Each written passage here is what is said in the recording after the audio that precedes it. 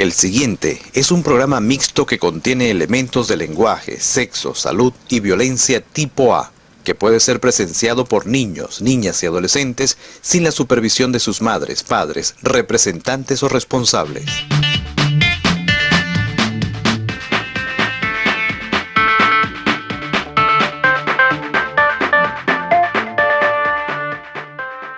Los conceptos, opiniones y comentarios emitidos en el siguiente espacio son de responsabilidad absoluta de su moderador e invitados. Guárico y su gente no se solidariza con las opiniones emitidas. Amigas, amigos de Guárico y su gente, bienvenidas, bienvenidos una vez más a este programa especial en el día de hoy.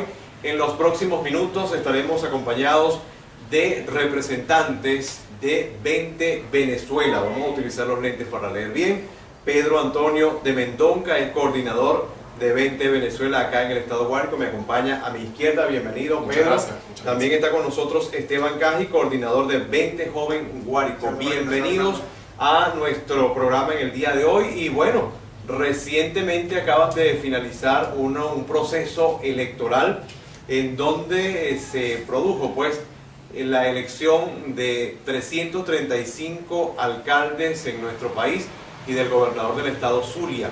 Como sabemos, la posición de 20 Venezuela ha sido la de no participar en este evento electoral, pero dejemos que sea Pedro Antonio de Mendonca, coordinador de 20 Venezuela acá en el estado Guárico, quien nos explique más a fondo la posición de 20 Venezuela al respecto. Mira, en primer lugar hay que dejar claro que lo de este domingo 10 de diciembre, Arnaldo y todos los televidentes, no fue un evento electoral, fue un evento nulo.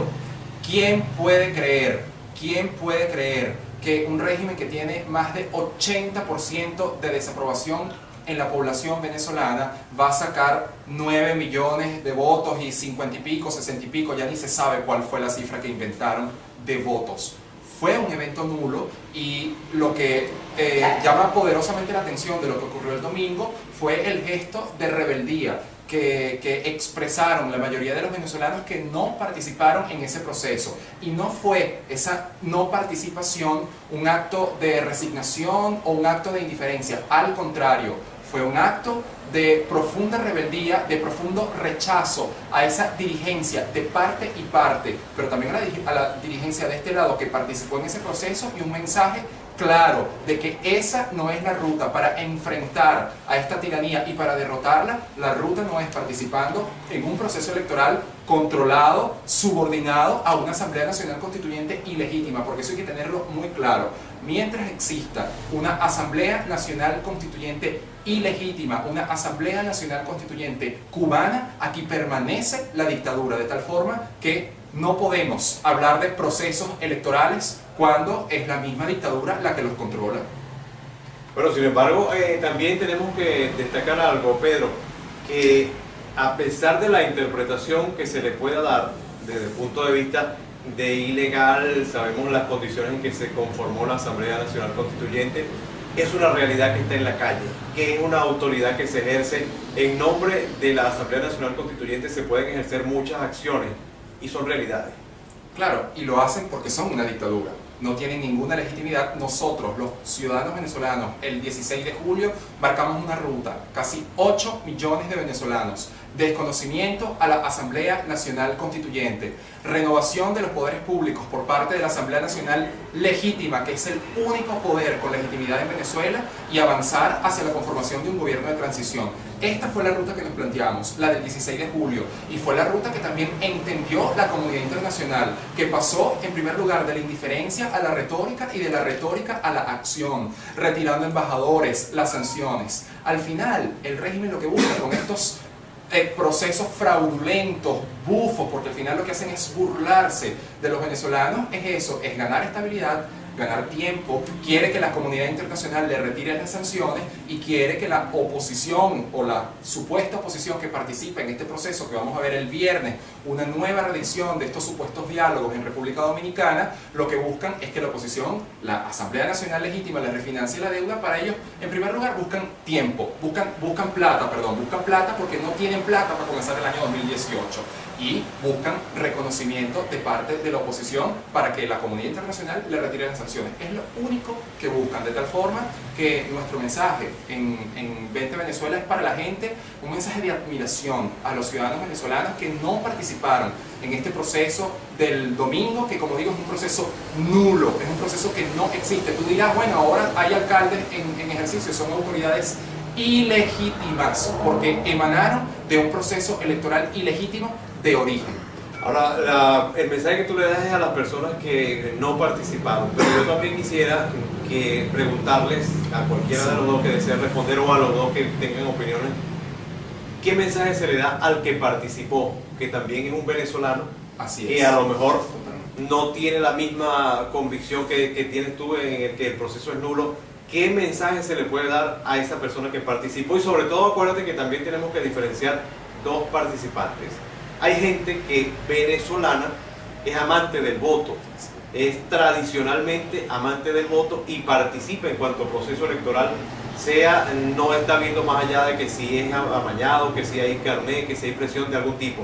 Y también existe el otro que participó, bien sea porque trabaja en un cargo del gobierno, bien sea porque le ofrecieron algún tipo de beneficio a través de los mecanismos que utiliza el gobierno, que anoche precisamente en cadena nacional el presidente Nicolás Maduro decía que no era ningún tipo de beneficio que se estaba dando, sino que eso era un beneficio para el pueblo. ¿Qué mensaje le damos a esos dos grupos de venezolanos? A esos dos grupos, en primer lugar, mira, en democracia, desde luego que el voto es la principal herramienta para decidir quién accede al poder y quién gerencia lo público.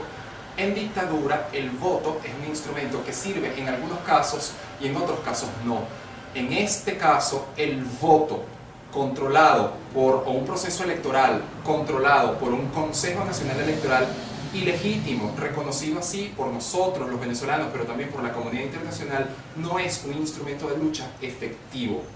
En ese sentido, la ruta que nosotros nos trazamos es la del 16 de julio, desconocimiento de la Asamblea Nacional Constituyente.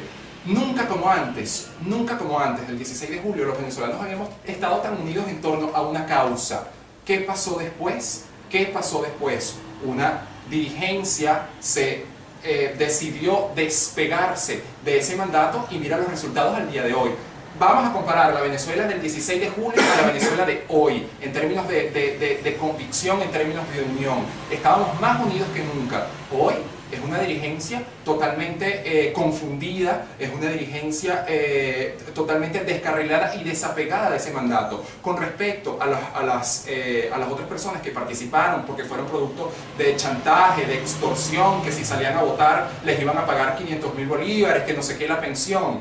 Nosotros sabemos que muchas de esas personas que asistieron a votar y que votaron y que participaron en ese proceso y que recibieron la cantidad de plata que hayan recibido, lo hicieron con conciencia también de lo que aquí está en juego y lo hicieron en desacuerdo con el mismo proceso. No hay que culpar a la gente y no culpamos desde luego a la gente que salió en medio de la miseria más profunda que ha conocido Venezuela en su historia. No podemos culparlos porque salieron a votar producto de esa extorsión. Nuestro mensaje, por el contrario, es de profunda admiración, es a esa ciudadanía que habló contundentemente este domingo al desconocer ese proceso electoral fraudulento de cabo a rabo, porque nadie se cree esos números que al final, bueno, ¿cuántos fueron? 9 millones, 10 millones, 11 millones, por favor. Y aquí la pregunta también, ¿qué vamos a seguir esperando? La pregunta también a la dirigencia, la pregunta y el emplazamiento. Aquí, señores, hay que unirnos, unidos sí, pero no una unidad por unidad, una unidad todos unidos y vamos a lanzarnos de una platabanda. No, es una unidad de fuerza, de coherencia y de firmeza que le genere confianza a la gente que hoy está aquí haciendo las colas para comprar comida, que hoy está haciendo cola para agarrar un autobús, que hoy está contando un montón de billetes para comprar 1 kilo de café. O sea, ese mensaje a la gente, porque mientras pasa el tiempo, en eso se va la vida, se nos va la vida, perdiendo tiempo en cosas que en cualquier parte del mundo toman minutos o segundos, llenar el tanque de combustible, contar unos billetes para pagar algo, comer, comprar comida. Entonces, el mensaje es de reunificación de las fuerzas democráticas a que retomemos la ruta del 16 de julio, que fue la que estaba dando resultados, porque nunca como antes, te repito, habíamos estado tan unidos. Logramos que la comunidad internacional por fin esté del lado de la democracia venezolana, y también logramos, hay que decirlo, divisiones al interior del oficialismo, o que es el caso de Luis Ortega Díaz, por ejemplo. Fue producto de la protesta que sí funciona, y también logramos divisiones a lo interno de la Fuerza Armada Nacional. Desde luego, estos actores, los oficialistas, los militares, cuando ven que de este lado hay divisiones, hay dudas, pues lo pensarán para dar un paso al frente. Es momento de retomar esa ruta. Recordándole un poquito a la gente que puede que no esté tan pendiente, ¿verdad?, de fecha, lo del 16 de julio. Lo del 16 de julio, el plebiscito. El plebiscito en el que participamos 7.600.000 personas, 7.600.000 venezolanos dentro y fuera del país, en el que trazamos una ruta, en el que hicimos aquellas tres sí. Sí desconozco a la Asamblea Nacional Constituyente, sí emplazo a los ciudadanos militares a que bajen sus armas que han usado en contra del pueblo, en contra de los ciudadanos, y sí emplazo a la Asamblea Nacional legítima a que avance en la renovación de los poderes públicos, como lo hicieron con el Tribunal Supremo de Justicia legítimo, que está emanando sentencias desde el exilio. Y en ese sentido sí avanzamos, sí concordamos con que avancemos en la formación de un gobierno de transición.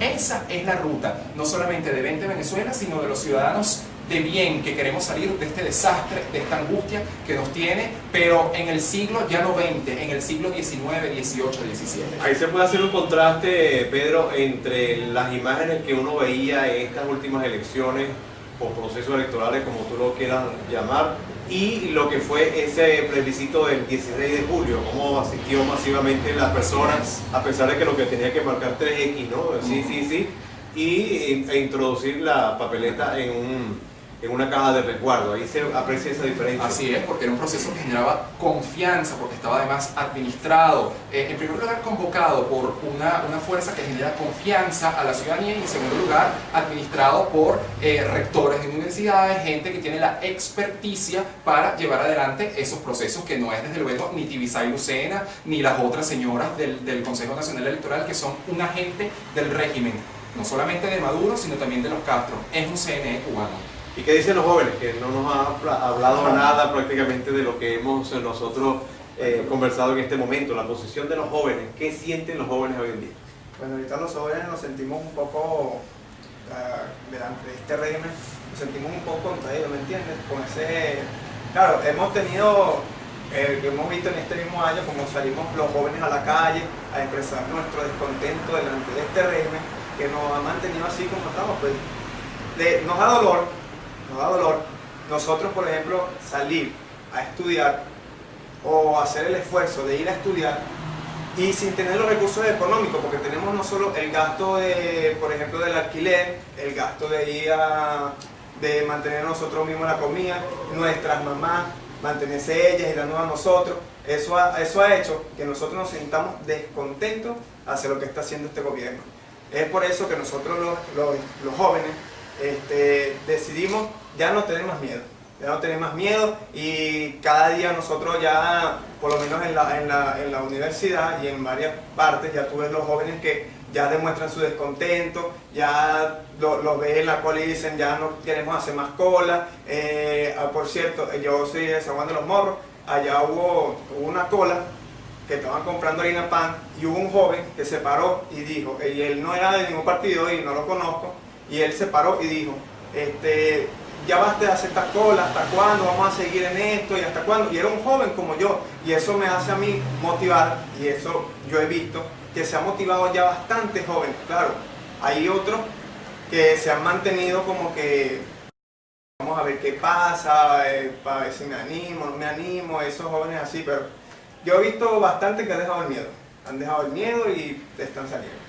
Bueno, recuerden que estamos conversando con Pedro Antonio de Mendonca, él es coordinador de 20 Venezuela, y también con Esteban Caji, coordinador de 20 Joven acá en el estado Guárico. Vamos a hacer una brevísima pausa y enseguida estamos de nuevo con ustedes.